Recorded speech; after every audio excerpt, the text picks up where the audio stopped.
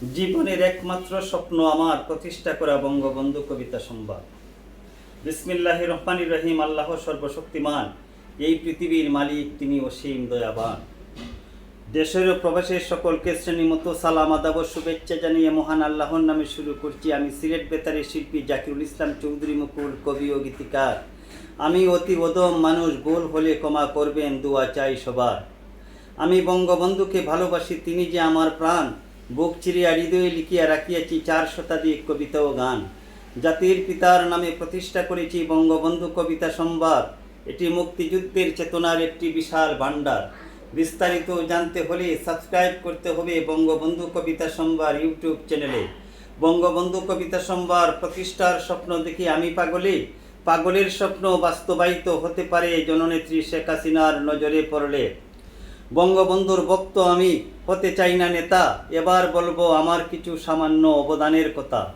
দাদা ছিলেন ইংরেজ বিরোধী, পিতা করেছেন মুক্তিযুদ্ধ। কলেজে ছাত্রলীগ করতাম, যখন তখন মিথ্যা মামলায় হয়রানি হতাম।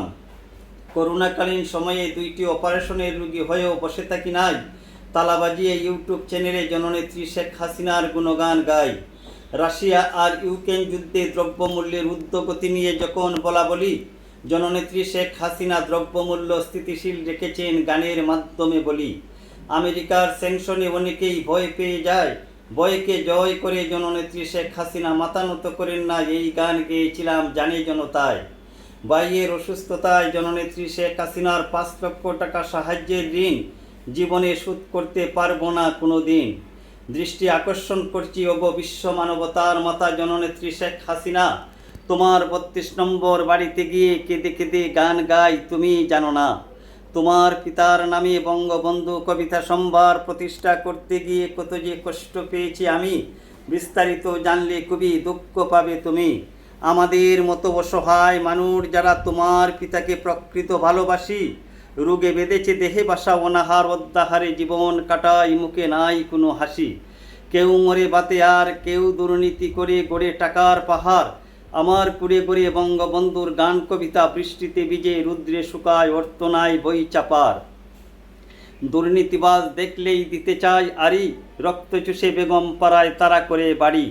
শিক্ষা জাতির মেরুদণ্ড শতভাগ সত্য, শিক্ষা সংশ্লিষ্টদের অনেকেই দুর্নীতির সাথে জড়িত। স্বাস্থ্যসেবার নামে মরালাস আইসিইউতে ঢুকায়, কয়েক ঘন্টার ব্যবধানে লক্ষ টাকা কামায়। নিরীহ কৃষক ক্ষুদ্র ঋণ পরিশোধ করতে না পারলে পুলিশ তারে ধরে। দুর্নীতিবাজ কোটি টাকা খেলাপি করেও সুখে বসবাস করে। সিন্ডিকেটের মাধ্যমে দ্রব্যমূল্যের বাড়ায় ঊর্ধ্বগতি, নিম্ন আয়ের মানুষ দিশেহারা হয়ে তাদের ক্ষতি। কিসকাচুর ধরলে কুকুর বিড়ালের মতো পিটায় যারা যখন তখন, তারা দুর্নীতি করলে বিচার হওয়ার আগেই কোটি কোটি টাকা নিয়ে বিদেশে করে গমন। জননেত্রী শেখ হাসিনা ঠিক মতো দিলে মুগুর, পালিয়ে যেত সব দুর্নীতিবাজ যেত বহুদূর। দুঃখের পরে সুখ আসে, আল্লাহ দেন সান্ত্বনা। বাস্তব উদাহরণ আমরার নেত্রী হাসিনা। বঙ্গবন্ধুকে হত্যার পর এদেশের মাটিতে ঠাঁই হলো না জননেত্রী শেখ হাসিনার রে। অবহেলা অনাদরে বিভিন্ন দেশ ঘুরে অবশেষে ঠাঁই হলো ভারতের একটি ছোট্ট কুটিরে।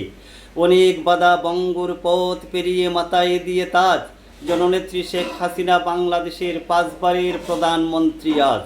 Indira Gandhi, Margaret Thatcher, Chandrika Kumaratunga, Luigi বিগডিস সহ বিশ্বের যত ক্ষমতাধর নারী, রাজনৈতিক দৌড়ে জননেত্রী শেখ হাসিনা চলে গেছেন সবাইকে ছাড়ি। গৌরবে বুক ভরে যায় শেখ হাসিনা বিশ্বের শীর্ষ নারীর তালিকায়। উন্নয়নের জোয়ারে এখন ভাসছে সারা দেশ, ডিজিটাল থেকে হবে স্মার্ট বাংলাদেশ। আগামীতে উন্নত দেশ করি কামনা।